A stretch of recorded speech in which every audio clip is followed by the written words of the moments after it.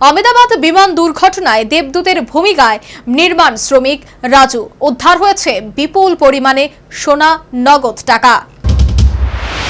যেন সাক্ষাৎ দেবদূত। যেখানেই বিপর্যয় বা বিপদ, সেখানেই হাজির নির্মাণ শ্রমিক রাজু প্যাটেল। চিকিৎসক পড়ুয়াদের ছাত্রাবাস থেকে 100 মিটার দূরে নিজের বাড়িতে বিশ্রাম নিচ্ছিলেন। বিকট শব্দে উঠে বসেন তিনি। বিপদ ঘণ্টা বেজে ওঠে তার মাথায়।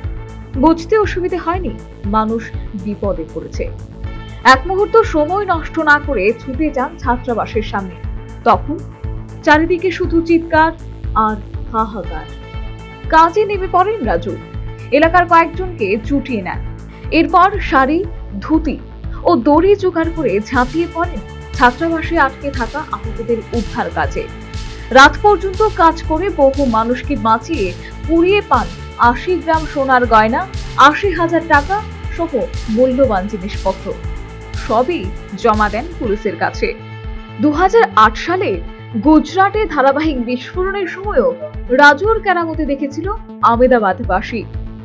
ভর দুপুরে যখন আহমেদাবাদের মেঘানী নগরের চিকিৎসক পড়ুয়াদের ছাত্রাবাসের সামনে রাজু ও তার সঙ্গীরা হাজির হন, তখন দাউ দাউ করে চলছিল আগুন।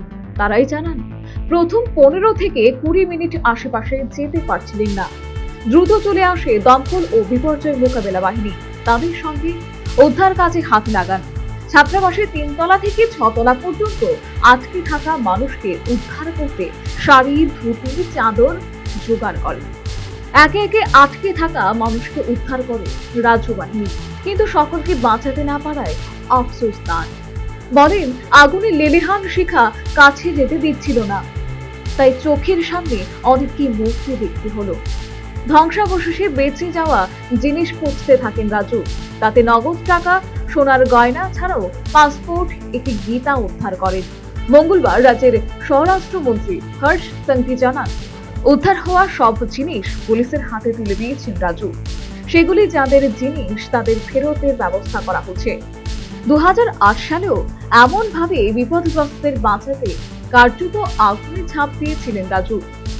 দুটি ঘটনা চিরকাল মনে থাকবে বলে জানান তিনি। National bureau report, news vanguard.